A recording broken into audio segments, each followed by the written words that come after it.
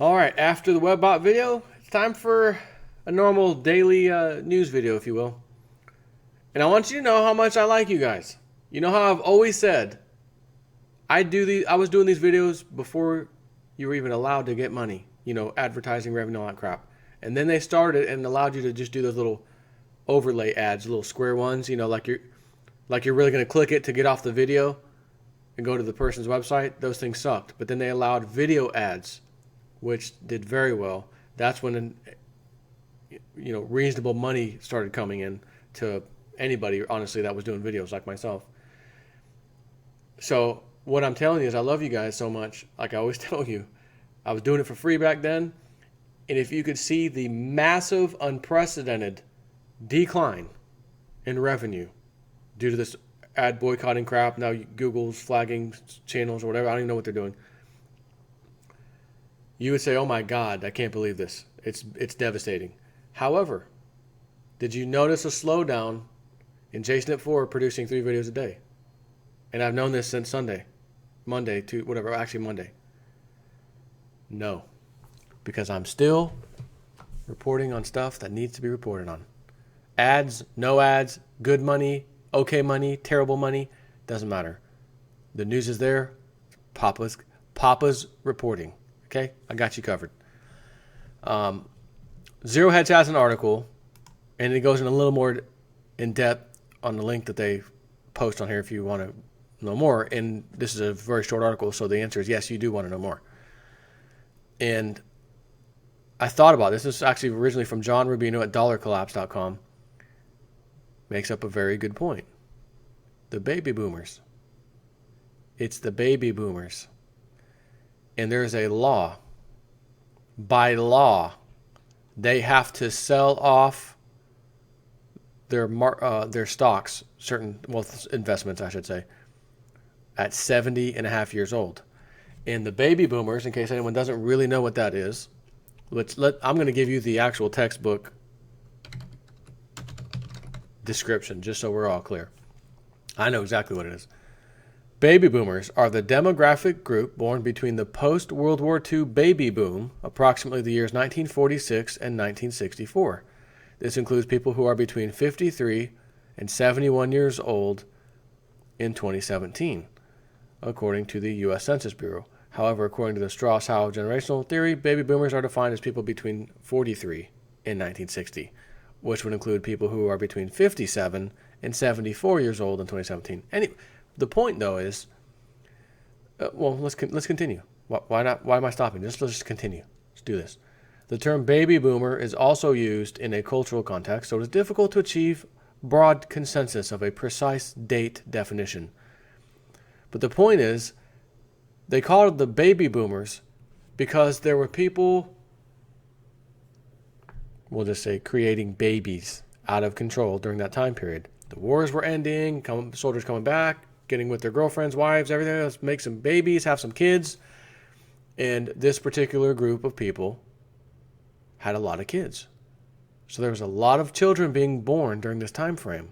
So those children who are now getting close to that 70, some are already there, 70, 71, 72, are having to forcefully get out of this particular investment. Which means what? Forced selling into the market. And it depends on how many of these people are selling at the same time. Again, depending on their age, as soon as you hit 70 and a half years old, you got to liquidate this turd. Which causes what? If there's a lot of older people now, who are the baby boomers, doing this, you are causing an influx of selling that's not normal into the market. Which means what? Title of Zero Hedge article: 2 trends that will force the Fed to start buying stocks. And I just told you one of them, as we're going to discuss. While the Japanese and Swiss central banks have turned themselves into hedge funds by loading up on equities, the Fed has stuck to supporting the stock market indirectly by buying bonds. It's worked, obviously, with all major U.S. indexes at record highs, but it won't work going forward, thanks to 2 gathering trends. First, the main way bond buyers supports equities is by lowering interest rates, which, among other things, allows corporations to borrow cheaply and use the proceeds to buy back their own stock.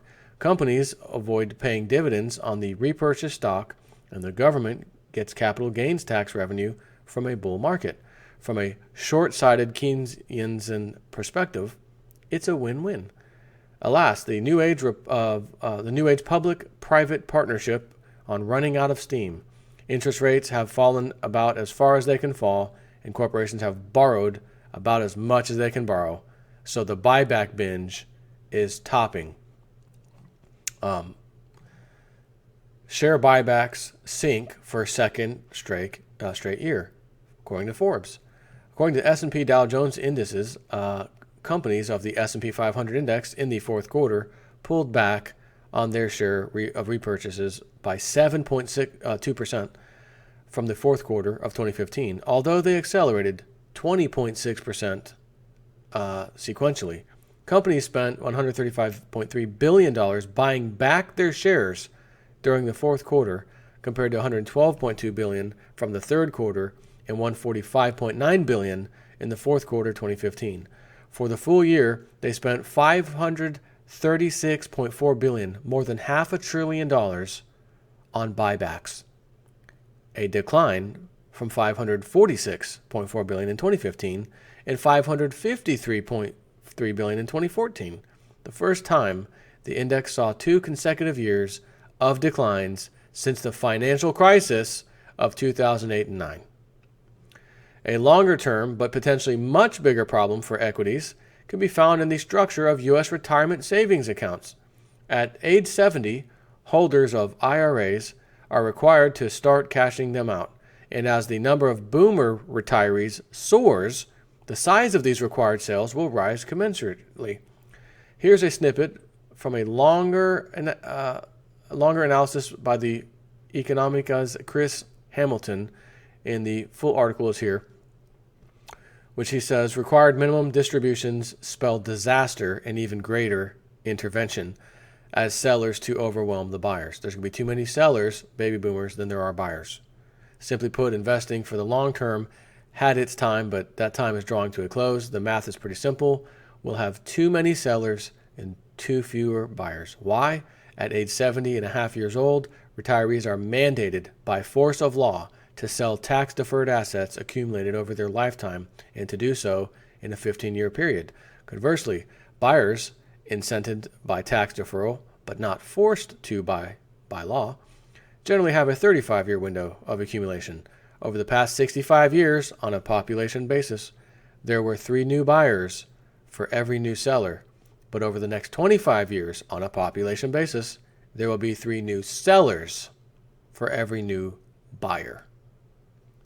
So in the next downturn, corporations will stop buying, as they always do at bottoms, and retirees will be forced to both by necessity and law to liquidate some of their nest eggs.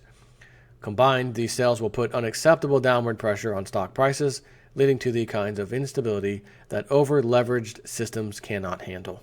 The Fed and probably the European Central Bank will then join the Bank of Japan and SNB in buying equities like QE, quantitative easing, and the other recent monetary experiments. This might be seen by mainstream economists as a good thing, but it is not, for at least 3 reasons. Reasons why it's not, see the following article, where all hedge funds now, part 4, central banks become world's biggest stock speculators. For at least 3 reasons why it will make a bad situation infinitely worse. I will, of course, be linking this article to you. But I wanted to read the full article where he got the information from, so we can really get a much bigger picture on this. Why is it such a problem? Who cares? What's the big deal? Required minimum distributions spell disaster and even greater intervention as sellers overwhelm buyers. Quote, "It ain't what you don't know that gets you into trouble. It's what you know for sure that just ain't so." Mark Twain was brilliant. Unfortunately, I am not. I made some errors in the original article regarding distribution duration, which are now corrected below. I also updated the charts to show employment versus retirees alongside straight population changes. Pardon my occasional errors, he says. Not a problem, sir. Simply put, investing for the long term had its time, but that time is drawing to a close. The math is pretty simple. We'll have too many sellers and too few buyers. Why? At age 70 and a half years old, retirees are mandated by force of law to sell their tax-deferred assets accumulated over their lifetime and to do so in a 27.5-year period. I realize I said 25, but again, he corrected it. 27.5-year period. Conversely, buyers, incented by tax deferral, but not forced to buy by law, generally have a 35-year window of accumulation. Over the past 65 years, on a population basis, there were 3 new buyers for every new seller. Over the next 25 years, on a population basis, there will be 3 new sellers for every new buyer. So what happens when you have 3 to 1 into a market? 3 people selling, 1 person buying. Stocks rally? I can't. Stocks can't rally. Not when only 1 person buys for every 3 orders out there to sell. Stocks go down, which is why we need the Federal Reserve to intervene again. So consider sellers versus buyers. Sellers. The population of 70-plus-year-olds in America is skyrocketing. There are more than a few ramifications due to this, but in this article, I want to focus on what happens to this population at age 70 and a half. Particularly when an American reaches 70 and a half years old, he or she is compelled to begin selling assets held in tax-deferred retirement accounts, IRAs, 401ks, profit sharings, SEPs, simple IRAs, etc. These are called required minimum distributions. The minimum percent to be sold is about 1/27th of the assets annually, although the current life expectancy for a 70 and a half year old at present is about 85 years old. So 70 and a half to 85 is 15 years, right? So the average 70 and a half year old has 27 and a half years to sell off tax deferred assets, although their life expectancy is about half that. The majority of these proceeds will be utilized to fund the retiree's cost of living. Some retirees may be selling significantly more than the RMD, and some may be selling but reinvesting some or all the proceeds. But let's assume net 70-year-olds are selling 1/27th of their tax-deferred assets annually. Buyers. Now on the flip side, there is the population of 25 to 60-year-olds, Americans working to accumulate assets to subsequently fund their retirement. This population generally has 35 years to save up for retirement before their savings go neutral from 60 to 70 years old and begin their distributions at 70. The chart below shows the population of the two groups from 1950 to 2015. So let's pull that up while I'm doing this. Over this 65-year period, there were well over 3 new buyers for every seller. Right? Buyers, looking good. Sellers, great, because there's not as many. The chart below shows the populations from the year 2015 to the year 2040. 20 to 60-year-olds, again, 11 million. Now, well, first let's look at that. From 1950 to 2015, 25 to 60-year-olds, there's only 78 million. 70-year-old plus, there's only 24 million. Okay? Right down here, from the years 2015 to 2014, there's a big difference. The 25 to 60-year-olds no longer 78 million. They're going to be 11 plus million. Those are the people who have to pay for everything. Those are the people who have to keep, paying taxes, help pay the retirement system. Do you see a problem? 78 million here, 11 million here. And the 70 plus year olds will grow to 31 million, up from 24 million. Which means what? Over this 25-year period, there will be 3 new sellers for every new buyer. This is saying that over the next 25 years, on a population basis, there will be 3 new sellers per every new buyer. And sellers are mandated to sell faster than it is hoped that more buyers accumulate. This is assuming there is adequate job growth and wage growth, providing the excess income for retirement savings, something that has not been happening since 2000 if one looks at either metric. However, to be a saver, generally one must have a source of employment to have the excess to save. So I'm going to look at 25 to 54-year-old total employment, and he says no data is available for 25 to 60-year-olds or 25 to 50-year-old full-time employment before the year 2000. versus 70-year-old retirees. And if current employment trends hold, a best guesstimate for this relationship from 2015 to 2014, he says, looks like this. I'll pull back on that chart. Buyers versus sellers. 70 plus years old, year olds again, and up here it was only 32 million. Now it's 63 million. To see this in dollar terms, let's take a look at that. 290 billion, 292 billion, 7-year-olds. And the chart below shows the trend change from 2015, because that was 1950 to 2015. Now here's 2015 to 2040. You can see this gap massively closing. But all is far from well. Job growth, and particularly full-time job growth among the 25 to 54-year-old cohort, has stalled since 2000 after growing rapidly for 50 years. So that's another problem. You can't use and say, well, the data back then, this shows the path, and for the year 2050, 2040. No, you can't. It's stalled. So now you need to look at the stall data. Now where are we at? Now we're in big trouble.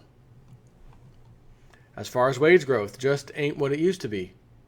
Same thing. Look at this. This is terrible.